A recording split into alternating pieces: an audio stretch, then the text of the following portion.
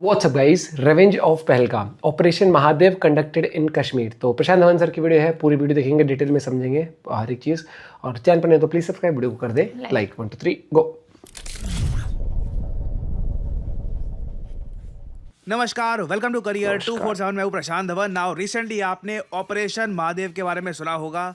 आज ही के दिन ऑपरेशन महादेव लॉन्च किया है भारतीय सेना ने और बताया जा रहा है 3 आतंकवादियों को न्यूट्रलाइज कर दिया है।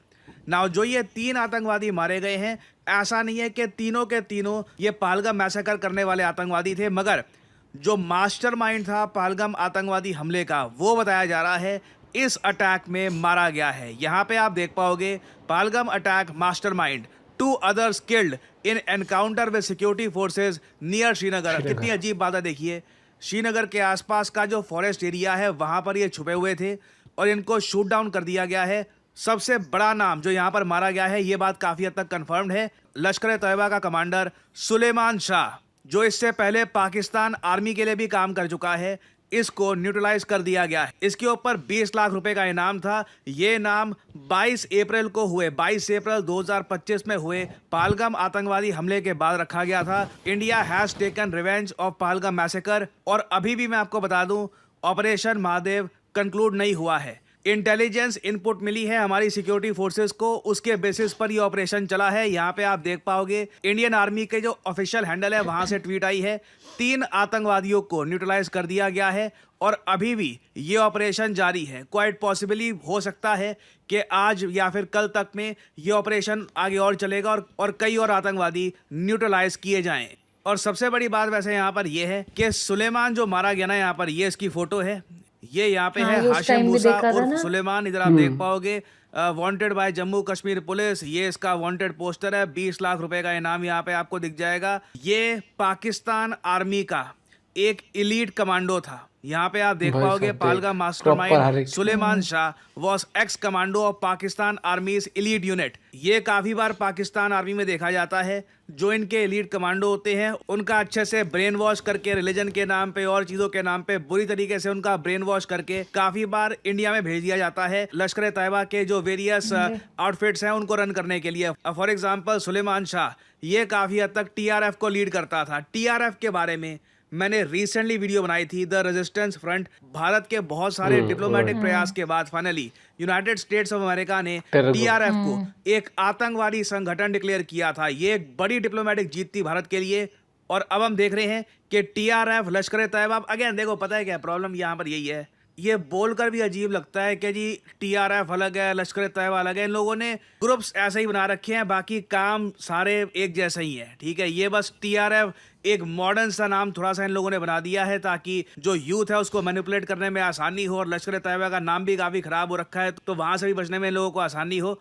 पाकिस्तान की गवर्नमेंट अभी भी आप अगर देखो ओपनली शेमलेस तरीके से TRF को बैक करती है, कहती है कि TRF को जो आतंकवादी संगठन का टाइटल दे दिया गया है US द्वारा, ये गलत है। बट इंडिया के पास ये सुलेमान शाह का जो एनकाउंटर के बाद जो यहाँ पे प्रूफ सामने आया है, ये एक बड़ा एविडेंस है इंटरनेशनल मीडिया के लिए, इवन वेरियस कंट्रीज के लिए, जो समझना चाहते हैं कि कश्मीर में हो क्या रहा है, कश्मीर में किस तरीके से पाकिस्तान डायरेक्टली आतंकवादी भेजता है और ये आतंकवादी निहत्थे इंडियंस को मारते हैं। नाउ अगेन यहाँ पे आपको ये भी समझना होगा, बीच में कुछ क्वेश्चंस ये भी उठे थे कि पहलगाम मैसेकर जो हुआ था उसका ब्लेम हम पाकिस्तान पे कैसे डाल सकते हैं।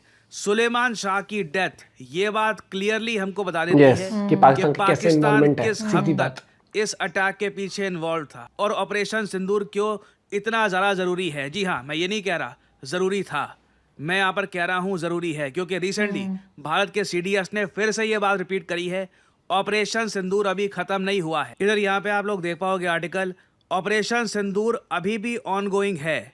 मिलिट्री प्रिपेयर्डनेस इसलिए बहुत ही ज़्यादा हाई रहनी चाहिए। ये बात रिसेंटली भारत के रक्षा मंत्री राजनाथ सिंह जी ने भी पार्लियामेंट में बताई है। पार्लियामेंट में इस वक्त बाय द वे डिबेट चल रहा है पहलगाम आतंकवादी हमले को लेकर, ऑपरेशन सिंदूर को लेकर काफ़ी यहाँ पर डिस्कशंस हो रही हैं। और CDS साहब ने देखिए रिसेंटली ये भी कहा था कि पहली बात ऑपरेशन सिंदूर अभी खत्म नहीं हुआ, दूसरी बात भारत को फ्यूचर के मिलिट्री ऑपरेशंस के लिए इंफॉर्मेशन वॉरियर चाहिए, टेक्नोलॉजी वॉरियर चाहिए, स्कॉलर वॉरियर्स चाहिए। ये बहुत अच्छी बात है कि हमने इस बार प्रॉपरली ये बात एक्सेप्ट करी है कि ऑपरेशन सिंदूर तो हम कर रहे थे, मगर कहीं ना कहीं इंफॉर्मेशन वॉर में ना हम लोग और कर सकते थे, वहां पे इम्प्रूवमेंट की गुंजाइश है। और स्कॉलर वॉरियर्स का देखिए मतलब क्या है, भारत का जो नैरेटिव है, अगेन देखो बात यहाँ पर बहुत ही सिंपल है, we stand with the truth. हमारे यहाँ कोई ऐसा नहीं है कि हम अपने लोगों को रेडिकलाइज करके पाकिस्तान में भेज रहे हैं, that is simply not happening. Pakistan ये करता आया है कई दशकों से।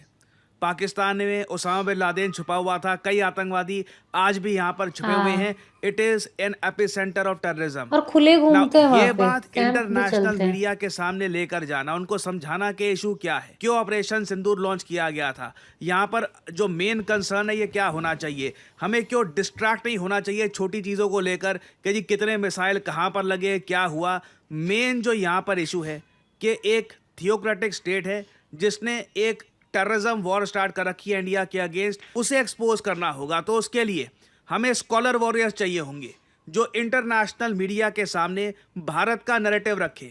हमें इंफॉर्मेशन वॉरियर्स चाहिए होंगे, ऐसे लोग जो इंफॉर्मेशन को इंटरनेट पर सही जगह प्रॉपरली पुट आउट करें। और देखो इंफॉर्मेशन वॉरियर होने के लिए इट इज़ वेरी इंपॉर्टेंट कि आप हमेशा सच के साथ खड़े हो। कुछ भी, अब देखो पाकिस्तान की तरफ से भी ये इंफॉर्मेशन प्रोपेगेंडा खूब करते हैं, ठीक है, कुछ भी बोल देंगे, कुछ भी यहाँ पे इनकी स्टेटमेंट आ जाएगी। बट इंडिया में एटलीस्ट मैं ये कहूँगा जो साइबर स्पेस में ज़्यादातर लोग हमारे जो इन्फॉर्मेशन प्रोवाइड करते हैं they are very much credible. फिर साथ ही साथ हमको टेक्नोलॉजी वॉरियर्स भी चाहिए। ये तीनों चीज़ें भारत को चाहिए होगी, क्योंकि आने वाले समय में जब ऑपरेशन सिंदूर का पार्ट 2 हम रीस्टार्ट करेंगे, जब फिर से इसमें एक बड़ा स्टेप लेंगे, उसमें इन तीनों वॉरियर्स का क्रिटिकल रोल रहने वाला है। और साथ ही साथ देखिए हमको ये भी इंश्योर करना होगा कि भारत का जो ग्रैंड नैरेटिव है ये कभी वीक ना हो। ऐसा ना हो कि एक तरफ हम ये कह रहे हैं कि जी पाकिस्तान आतंकवाद फैलाता है, पाकिस्तान से काफ़ी आतंकवादी निकल रहे हैं, but at the same time एक महीने बाद हम पाकिस्तान के साथ एक बहुत बड़ा क्रिकेट मैच खेलते हैं जो ऑनलाइन वायरल हो जाता है। अमेरिकन, यूरोपियन सब देखते हैं कि कितना बड़ा एक इवेंट होता है, स्पोर्टिंग इवेंट होता है जब इंडिया पाकिस्तान आपस में खेलते हैं। उससे सारा नैरेटिव खराब हो जाता है। बेसिकली दुनिया को लगता है कि अच्छा ठीक है टेररिज्म की प्रॉब्लम है, मगर India is comfortable with playing sports with Pakistan. क्योंकि एक तरफ लिटरली पाकिस्तान आर्मी का जो कमांडो है ये इंडिया में मारा जाता है एक आतंकवादी हमला करने के बाद, दूसरी तरफ उसी कंट्री के साथ हम एशिया कप में मैच खेलने वाले हैं। और इस बार मुझे ये देख के अच्छा लग रहा है कि अक्रॉस पार्टीज, चाहे कोई राइट विंग हो लेफ्ट विंग हो, सब लोग कह रहे हैं कि आतंकवाद और स्पोर्ट्स ये इकट्ठा को एग्जिस्ट नहीं कर सकते। इवन आप देखोगे कांग्रेस पार्टी ने भी ये बात बोली है, terror and sports can not go together. और एंड आई होप कि इंडिया एक बड़ा स्टेप लेगा। ठीक है, जो पेनल्टी लगेगी जो भी होगा देखा जाएगा। Indian cricket is strong enough, but we certainly do not want कि इंडिया पाकिस्तान रिलेशंस नॉर्मलाइज हो चुके हैं, ऐसी एक इमेज, ऐसी हेडलाइन दुनिया में जाए। आप इस बात से एग्री करते हैं? मौके का फायदा उठाएंगे। सीरियस भी नहीं लेगा तुम्हें आगे जानना जाके। चाहूंगा आपका ओपिनियन। देखिए लोग पॉइंट फिर पता है क्या, और एक सेकंड, और मुझे सबसे ज्यादा वो पता है क्या लगता है, इंडिया में हर चीज इंडिया पाकिस्तान वाली जब बहुत क्रिटिसाइज हो जाए तभी लोग, अभी जो कौन सी वो कर रहे थे WCL बिल्कुल लास्ट मोमेंट पर जाके, लास्ट मोमेंट पे जब देख लिया कि ओहो, और लोग पता है मजाक नहीं, लोग मजाक उड़ा रहे थे कि इन्होंने गेट खोल के देखा, पहले बाहर का मौसम देख लेते हैं पब्लिक का, उस हिसाब से डिसाइड करें। अरे तुम में खुद में अकल नहीं है क्या? ये तुम्हारी वाली कोई भावना चीज, नहीं है, मतलब तुम्हारा खुद का कोई, भाई कैसे? और अब कैंसिल कर भी देंगे ना, सीरियसली इतने चल कैंसिल तो करना चाहिए, कर भी देंगे, लेकिन दिमाग में फिर वो बात खटकती है कि ये तो बस हमारे ऊपर है कि बाहर देख यहाँ पे जो स्पॉन्सर्स है ना एशिया कप के, उनको भी जो इंडिया से जो स्पॉन्सर, और इंडिया के ही स्पॉन्सर्स होते हैं, बाहर का तो उनका मिलेगा भी नहीं, तो उनको बैकआउट करना चाहिए इंडिया पाकिस्तान मैच से, साफ सीधे तौर पर ये स्टांस लेना चाहिए जहाँ पर जो लोग ले सकते हैं। मतलब अगर सीरियसली पाकिस्तान जैसा देश तुम्हारे इकोनॉमी चला रहा है क्या? मतलब BCCI आप ये देखो ना यार, ये उन्हीं का बंदा इन्वॉल्व, कमांडो भाई पाकिस्तान, इससे ज्यादा क्या सब चाहिए? क्वेश्चन है कि क्या BCCI पाकिस्तान की मोहताज है? सीरियसली, मतलब पाकिस्तान चला रहा है उसको, चल रहे हैं उनके सामने, पता ना क्या मिल रहा है, मतलब वहां से तुम्हारे मिट्टी कोई लाते क्या रख लिया वहां पे, उन्होंने कोई ब्लैकमेल कर रहे हैं तुम्हें, कर कह रहे हैं जो इतना खौफ है भाई। मतलब हमने इस टॉपिक के ऊपर 2-3 वीडियो और बनाए हैं, मेजर गौरव सर की वीडियो पे भी रिएक्ट किया है हमने, ठीक है, और क्रिएटर्स की भी। तो आप जो देखोगे ना, आपको ना एक वो चीज़ रियलाइज होगी कि यार मतलब देशभक्ति का तो मजाक बना के रख दिया, लोगों के सेंटिमेंट्स का तो मजाक बना के रख दिया आपने। अब गांगुली की स्टेटमेंट आती है कि ये स्पोर्ट्स और ये अलग अलग चलने चाहिए। ये ऐसा हुआ था जो पहलगाम हुआ था, जिसकी सारी अपोजिशन पार्टी से वो जो चुने गए थे वो बाहर गए हैं, जो मतलब जहाँ पे अपोजिशन पार्टीज एक होके खड़ी थी उस टाइम पे वहाँ मतलब आपका ये जो बयान है ना समझना चाहिए सो कॉल्ड वो ये जो वो खुश होते हैं ना अपने करने के आपको समझदार जो जिन पर मुझे लगता है कि हम ज़्यादा समझदार नहीं है ये लोग हैं जिनको ये लगता है कि स्पोर्ट्स और ये अलग अलग चलने चाहिए। मैं उनसे बोलना चाहता हूँ जब तक कि भाषणबाजी चल रही होती है ना दो देशों में कि वो कुछ बुरा बोल रहा है वो तब तक फिर भी ठीक है।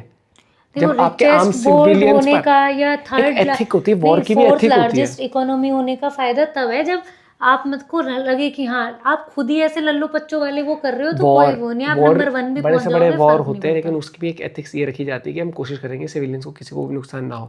वहां पर जो हुआ है सिर्फ सिविलियंस को ही टारगेट किया गया। हाँ थोड़ी शर्म करो, थोड़ा सोचो नहीं, सिवियरिटी। वो देख उन्होंने तो किया बाद में जो उनकी जो आर्मी थी उन्होंने भी तो शेलिंग नहीं हुई थी वहां पे जो बच्चे भी और इतने आप अपना पॉइंट ऑफ व्यू शेयर कर सकते हो। बाकी मिलते हैं वीडियो के साथ, बाय बाय, टेक केयर।